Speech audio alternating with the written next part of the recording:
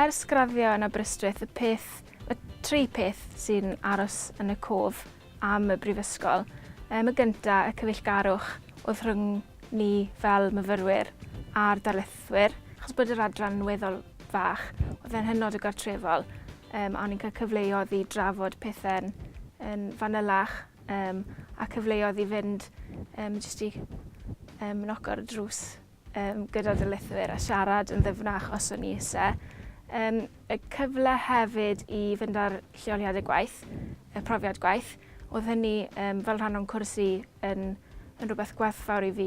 Byddwn ni'n gallu mynd mas a gweld sut oedd y byd gwaith yn gweithio a wedyn dod nôl i'r ystafell dosbarth fel petai a nodi'r holl beth lawr. Mae darlithoedd ni'n dysgu ni mewn ffyrdd gwahanol. Mae rhai nhw'n dysgu yn y ffordd o mynd trwy esiampl a wedyn dangos ni sut mae'n gweithio trwy'r esiampl. Ble mae rhai o darlithoedd arall yn mynd trwy'r theori gyntaf a wedyn mynd trwy'r esiampl. Ond maen nhw'n dewis y ffyrdd sydd gorau i'r modiwl a mae'n gweithio'n dda iawn. Y peth mwyaf sy'n aros yn y cof am y darlithwyr yw pa mor angerddol a ymroddgar o'n nhw yn y pynciau o'n nhw'n dysgu ni a'r ffordd oedd hynny'n cael ei trosglwyddo i'r myfyrwyr. Ran gorau'r cwrs, fi'n meddwl yw jyst gweithio dy'r darlithwyr. Maen nhw'n rili neis o rili gyfeillgar a mae'n neud yn hawdd i ddysgu.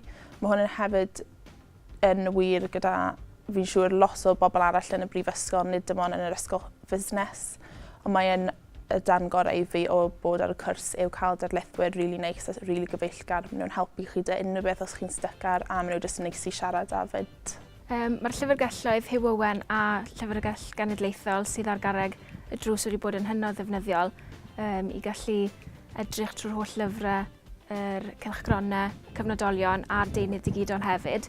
Mae'r ffaith bod darlithoedd wedi cael ei recordio yn hynod gyfleus i ni fel myfyrwyr, lle o'n i'n gallu mynd yn ôl a gwrando ar y darlithoedd yn ein amser ni'n hunain i adolygu neu i tran ysgrifennu asyniadau, a hefyd y mynediad o ddanu i'r bwdddi gyda'r holl adnoddau posib arno hwnna hefyd.